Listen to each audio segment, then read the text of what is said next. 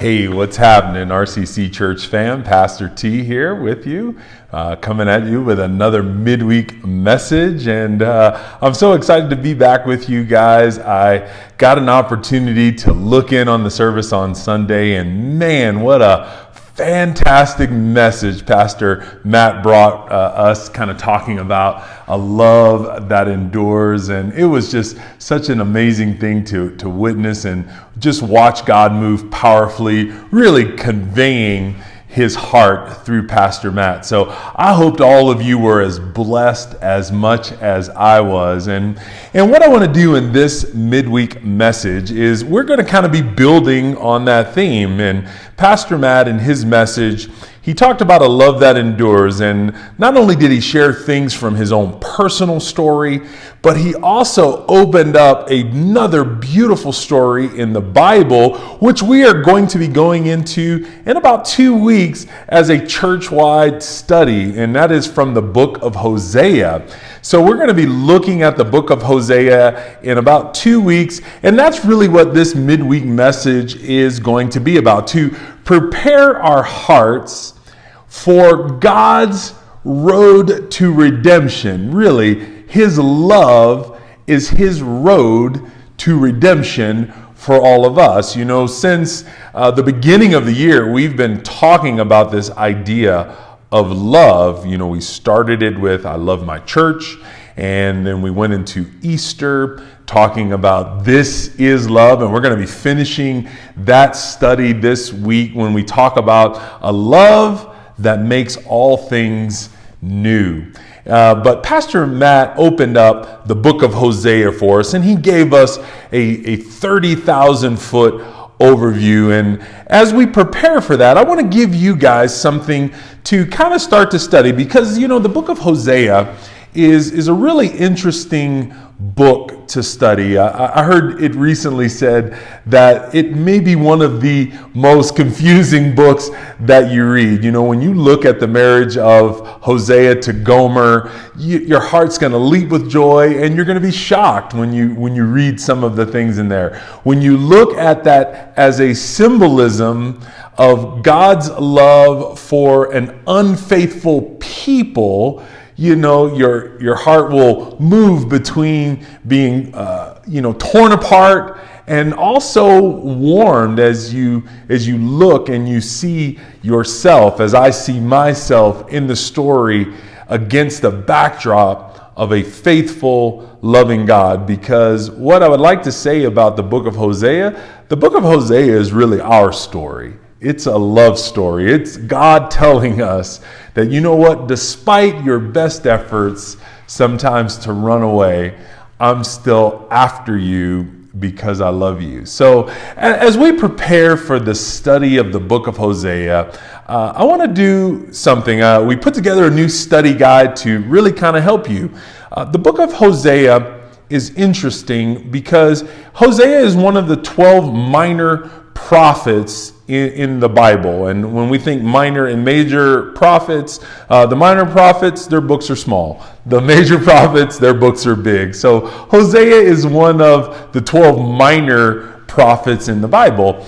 And when you look at the historical context that Hosea is going to be writing from, you know, he ministered, or he prophesied during a very dark time in Israel's history. And Pastor Matt alluded to some of that in his talk on Sunday. He prophesied and ministered around the 8th century, and he was warning Israel, and he uses his own personal story kind of as a parable to warn the people of Israel about where they were headed and ultimately what was going to go down. And as we go through the book, what we're going to see is the people didn't listen to Hosea's warnings, and ultimately they were exiled from the promised land and led into captivity and around 722 BC. And a lot of that had to do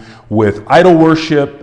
They were going after other gods, and God is he's hurt. He's going, you guys are my chosen people. I've called you out. I was the one that brought you out of captivity and delivered you from Egypt, and I took care of you, and I brought you into the promised land, and now you've turned away from me, and there's some punishment in there because of that. But ultimately, in the background, God is never wasting any moments, and the true story is that he has got a redemptive plan in mind for the children of Israel as for all of us. And ultimately, when we go into the story of Hosea, what we will get a glimpse of is God actually pointing towards Jesus Christ, and ultimately how Jesus Christ would satisfy God's redemptive plan to bring us all back in. So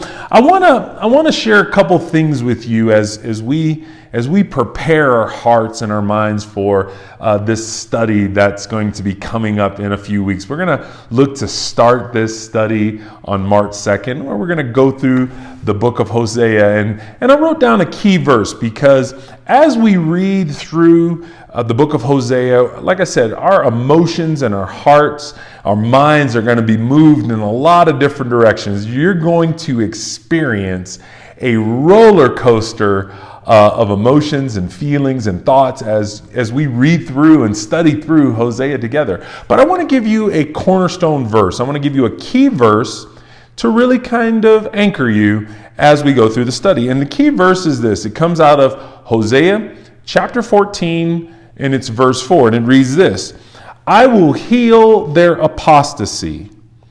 I will love them freely, for my anger has turned from them. That is Hosea 14:4. And as we read through, we're gonna see in the first couple chapters, Hosea is going to use his own personal story to kind of give us a picture of God's redeeming love. And there's going to be some points in the study where there are going to be some harsh warnings. Hosea is telling them, if you don't turn away from these other gods that you're giving yourselves to and return yourself faithfully to the one true God, there are going to be some repercussions. But despite those repercussions, God has got a plan to bring you back. And as we move through and you're like, whoa, what in the world is going on? God's angry, God, all of this stuff.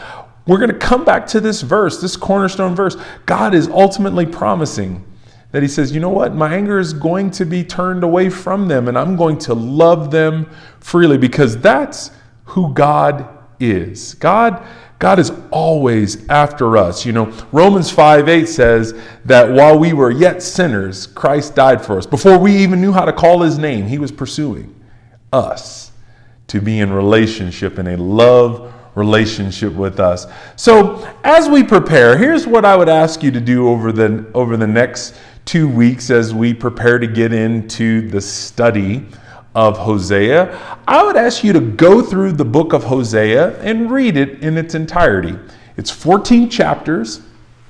And again, like I said, there will be some things that you'll go, oh, hey, I get that. Some of it is going to be prophetic. The style of the book is actually written primarily as a book of poetry. It's written in a very poetic manner. So there's a lot of symbolism and metaphor that we will also see in the writing, although it's also highly prophetic in nature. So as you just read through it, just get some snapshots of some of the pictures and the images. Try to feel some of what's happening in the book of Hosea, so that when we start unpacking it together as a body, as a church family, that we'll go through this and you'll have some context for which a lot of the things that we're going to be looking at come from. And in preparation for that, as you read through and you study the book of Hosea on your own, because we're going to do this together, but I want you to think of a couple things as you read it in your own time. I have a couple questions, and we're going to attach a study guide for you to write down some of your own thoughts and really ponder these questions. And I think these questions are important because, like I just said a moment ago, this is also your story. It's also my story. This is God's love story to us. And so I want you to think about this.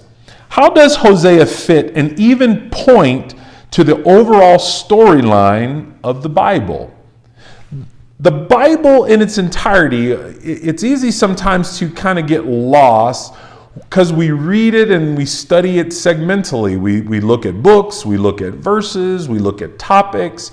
But here's what we have to remember when we read the Bible. The Bible is telling one story. It is one continuous, unbroken story.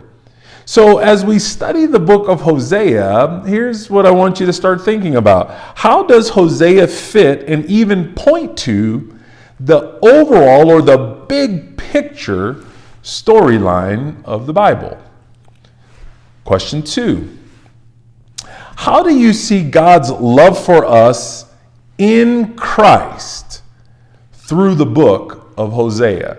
Because Hosea is going to portray himself as a type. His story with his wife Gomer he's a type of redeemer, right? So as you read through it, ask yourself this question. How do you see God's love for us in Christ through the book of Hosea? And then lastly, and as I wrote this question, I'm going to be honest with you, church, it was a tough question to ask because I had to ask it of myself as well. It's through Hosea, where do you see yourself drawn to other things and away from God? You know, Hosea, as he was ministering and prophesying, he was warning Israel. He was telling them, you're turning away from your one true love, essentially, and you're going after other gods and you're worshiping other things, idol worship. And ultimately, that's going to lead you to some penalty. There's going to be some problems in that kind of life. And we probably don't think about it the same way as in his day. You know, none of us are melting down gold or iron and making images that we're worshiping instead of God. But if we're not careful, and even if we're not honest, there are idols that potentially exist in our lives. So as you read through Hosea, ask yourself, you know, where am I being drawn away? Where are there idols? Where are there things? And they may be good things, you know, your family, your job.